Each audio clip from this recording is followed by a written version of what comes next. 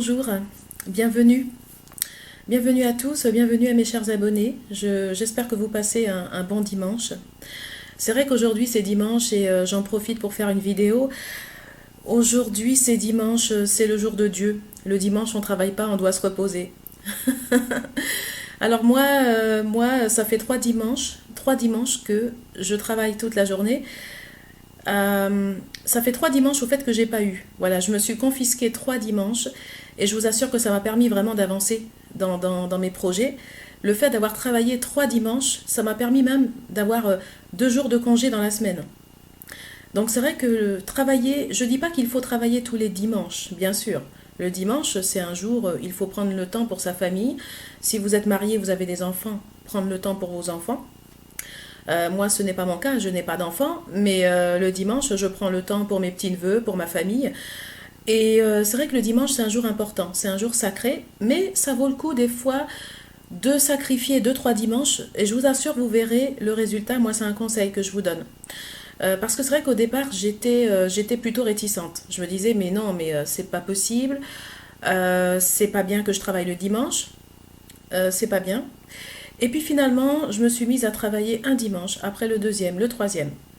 Alors le prochain dimanche, je vais me reposer. Le prochain dimanche, je ne vais pas travailler. Mais c'est vrai que là, j'ai fait 3 dimanches d'affilée où j'ai travaillé chez moi. Je me suis avancée énormément et je vous assure que ça m'a vraiment beaucoup avancé. J'ai beaucoup avancé dans mes projets, j'ai beaucoup avancé pour ma collection, pour tout ce que je veux faire. Et le fait, les 3 dimanches, c'est vraiment incroyable. Donc ça, c'est une astuce que je vous donne. Si vous voulez vraiment avancer dans votre travail, vous voulez gagner, je dirais, un mois, vous bossez 3 dimanches seulement devant votre ordinateur.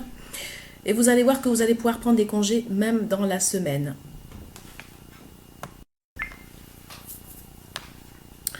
J'ai la chance d'habiter dans un quartier où il y a beaucoup de verdure.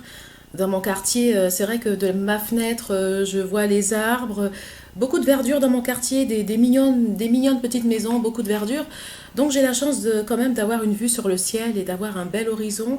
De beaux rideaux aussi, c'est important, le cadre. Pour vous concentrer, pour mieux travailler, c'est important. La décoration de votre pièce, de mettre des rideaux, des choses un peu reposantes, des choses un peu marrantes. Moi, par exemple, vous voyez, j'ai des dauphins, des espèces de dauphins sur mon rideau.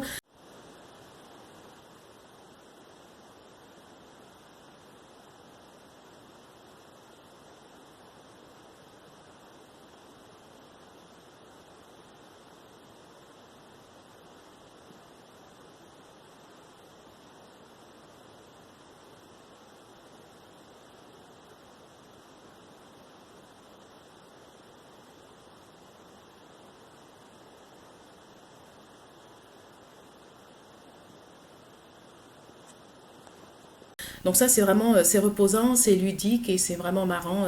Des petits dauphins qui jouent au ballon et au cerceau. Voilà, c'est un cadre que j'aime bien. Avant, je marchais beaucoup. La marche, c'est un sport qui aide beaucoup pour la concentration et pour le travail. Surtout si vous voulez vraiment vous concentrer et bien travailler, la marche, c'est un sport qui est très bon pour le cœur. C'est un sport qui est très bien, qui évite d'avoir des problèmes cardiaques. Et la marche aussi, c'est un sport qui permet d'activer la circulation sanguine et qui est vraiment très bien pour la concentration. Le sport, il n'y a pas meilleur. La marche, c'est un sport qui n'est pas violent. C'est un sport qui n'est pas violent, c'est pas un sport qui va remuer vos organes, qui va vraiment secouer votre corps. Et c'est un sport vraiment que vous pouvez faire tous les jours, sans problème, la marche. Et vous allez voir que plus vous allez marcher et plus vous allez prendre l'habitude de marcher et après ça deviendra une habitude. Alors moi avant je faisais des marches dans mon quartier, même pour aller à la poste, je parcourais des kilomètres pour aller à la poste et aujourd'hui je ne le fais plus. Je ne vais plus trop dans mon quartier, je vais faire des marches plus en ville, à la rue nationale ou voilà, plus en ville, mais par contre je ne fais plus de marches dans mon quartier à cause des chiens. Le problème des chiens, c'est incroyable. Au fait, ces propriétaires de chiens qui ont tendance aujourd'hui à sortir leurs chiens, mais sans laisse, et à se débarrasser de leurs chiens, et à laisser leurs chiens comme ça dans le quartier, et même pas des petits chiens, hein, même pas des petits chiens, mais des gros chiens, des bergers allemands, des pitbulls. Vous savez, ces chiens agressifs là, qui vous sautent dessus et tout, mais moi vraiment ça fait peur. Et c'est vrai que dans le quartier maintenant, et des fois il y a même des propriétaires de chiens, ils laissent carrément leurs chiens. Allez, vas-y mon chien, va faire ta promenade. Et le propriétaire, il est tranquille chez lui dans sa maison et il y a le chien qui se balade dans tout le quartier comme ça. Tranquille, il n'y a personne derrière. Et donc du coup un jour, moi je revenais d'une course et je passais devant une maison. Et en fait c'est un ensemble de maisons. C'est des maisons basses et puis des immeubles au-dessus. Un jour, je passe devant un portail. Il y a un portail qui était à moitié ouvert. Et au moment où je débouche, parce que je revenais d'une course, et au moment où je débouche, pardon, il y a un énorme chien, mais un énorme chien, je ne sais pas d'où il sort. Alors c'était un berger allemand, ou je ne sais pas. Un énorme chien qui il me regarde à travers, il passe son museau là, et puis il sort carrément. Mais à ma hauteur, à ma hauteur, tranquille.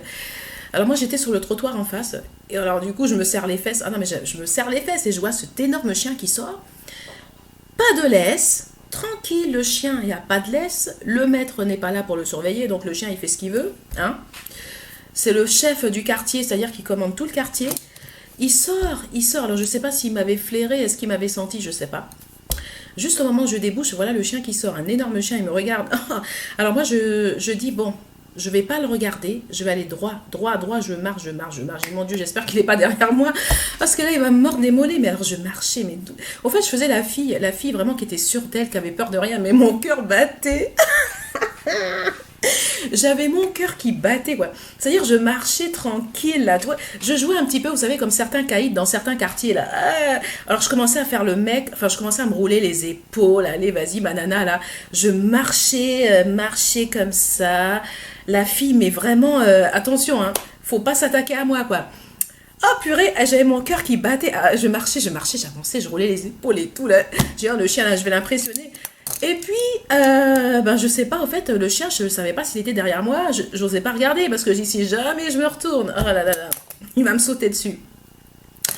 Après, oh là là, après le chien, il m'a regardé, il m'a suivi un petit peu. Après, il a vu que je regardais pas. Puis en plus, je roulais les épaules, hein, je faisais la nana, attention. La nana, donc faut pas s'attaquer, quoi. Alors du coup, ah non, le chien, il est parti. Non, il est parti parce que ça m'intéressait pas. Une nana qui marche comme ça, qui roule les épaules, hein, voilà. Donc lui, le chien, ça l'intéresse pas. Le chien, il est parti. Il est parti, mais je vous assure, il est parti, il est parti. Ah non, mais je me suis débarrassée de lui, là. Ah mais et puis quand je suis rentrée chez moi, j'avais mon cœur qui continuait à battre. Ah non mais alors au fait depuis ce jour, je ne fais plus non mais je ne fais pas de promenade dans mon quartier parce que j'ai non mais imaginez ce chien-là, j'ai pas envie de le rencontrer et encore imaginez que qui me suit parce qu'il me connaît maintenant. Alors imaginez qu'il ressort encore une deuxième fois. Et voilà et bon, c'est un chien sans laisse, bon c'est normal. C'est vrai qu'il y a eu des accidents déjà, je sais pas si vous avez entendu parler en France des enfants dans des poussettes qui sont mordus par des chiens, qui se retrouvent à l'hôpital. Non mais c'est tous les ans il y a des accidents. Même les mamans peuvent même pas promener leurs gamins à cause des chiens dans une poussette. Parce qu'imaginez que vous êtes une mère de famille, vous sortez avec votre enfant. Et il y a un chien qui arrive, un gros chien, vous faites quoi? Alors soit vous enlevez votre enfant de la poussette, mais vous prenez votre enfant et le chien il vous saute dessus. Non mais c'est n'importe quoi. Et en plus si vous êtes seul, il n'y a personne pour vous accompagner. Le père il n'est pas forcément là, la grand-mère n'est pas forcément là, enfin c'est un bazar. Donc voilà aujourd'hui pourquoi moi je me promène plus dans mon quartier, mais je continue à faire des promenades, mais je vais en ville. Donc maintenant je vais en ville, je prends le transport, je vais en ville, et là en ville je suis tranquille, à la rue nationale. À la limite, s'il y a un chien qui arrive à la rue nationale, je me réfugie dans un magasin. Hein. Donc là, c'est plus facile quand même pour moi.